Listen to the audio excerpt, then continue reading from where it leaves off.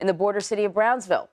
A vigil was held last night for 8 people killed when an SUV plowed into a group waiting near a migrant center, many of whom are believed to be asylum seekers. 10 people were injured. Police are now investigating whether it was intentional. Nicole Sganga is in Brownsville outside of the migrant center with more on this. Nicole, good morning.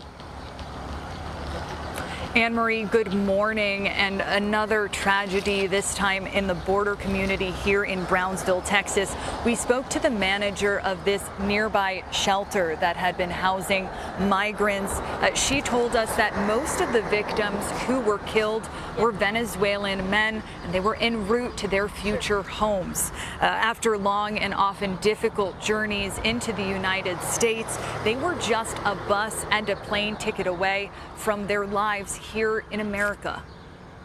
A bus stop turned into a gruesome scene when a vehicle slammed into a crowd of people. We're pausing the video because it's too graphic and disturbing to fully show. Horrific. It was terrible. People were running to help them.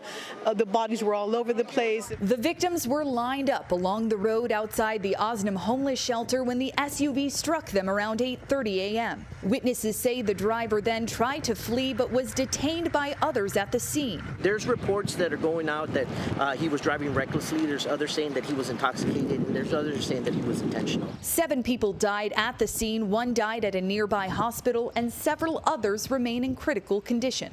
Among the dead, Angel V. Cavarca. His cousin says he came across the body seconds after the crash. Cuando lo veo es en el suelo y pues eso para mí fue como si me cayera el mundo. Authorities say those victims include asylum seekers from Latin America. The border community of Brownsville, Texas is in shock. It's also been dealing with a major increase in the number of migrants crossing into the city. In the last week of April, Border Patrol says 15,000 crossed into Brownsville compared with 1,700 in the first 2 weeks of April. Mirna Arteaga manages the Osnum shelter. We have a lot of people from the community coming to help us counsel these people because they're traumatized.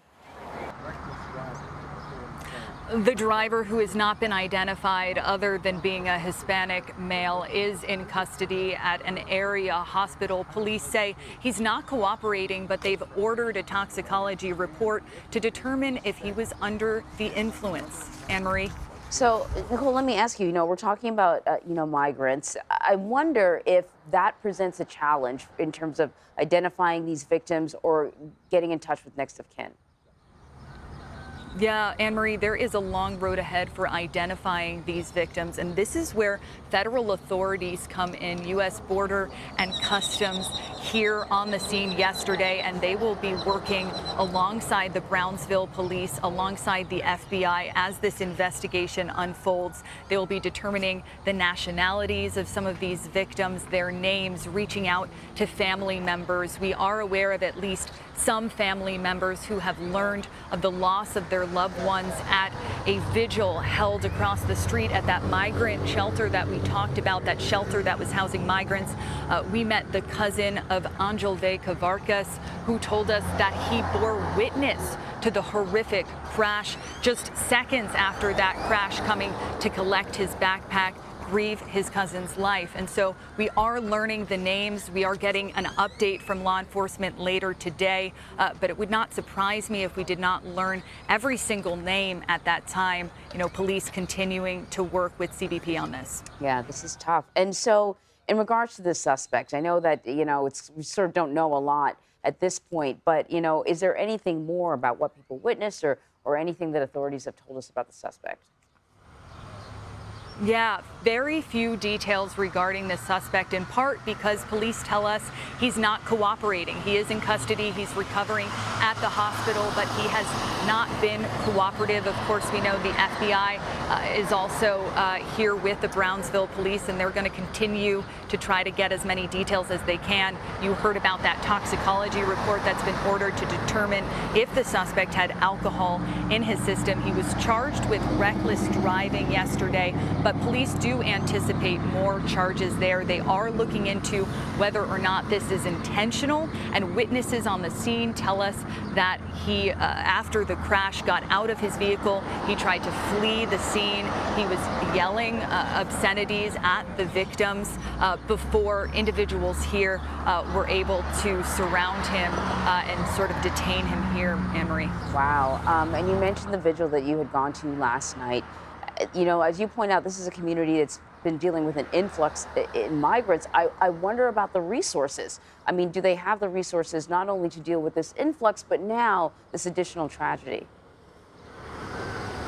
Yeah, and so U.S. Border and Customs have been down here for weeks gearing up for the lifting of Title 42, which is expected to bring an uptick in migrant arrivals here in Brownsville, Texas. Certainly Brownsville Police Department also assisting law enforcement. So this is one more thing, you know, for them to investigate. I did ask police just that question yesterday, if they felt they were resourced enough. They said, look, this is our jobs. We do it every single day. You know, we are here. You know, in terms of the, you know, border crisis, more broadly speaking, we do know that there are troops headed to El Paso, and then there will be more border agents sent from West Texas right here in South Texas, you know, to handle what is expected to be as many as 10,000 migrants crossing the border every day, Anne-Marie. As for that vigil that you mentioned, the community has just absolutely risen to the occasion. We saw a handful of faith leaders come together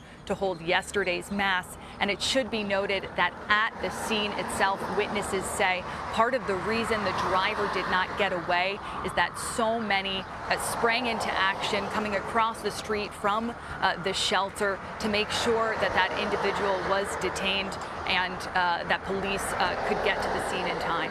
Wow. Nicole Sganga, thank you very much. Thank you.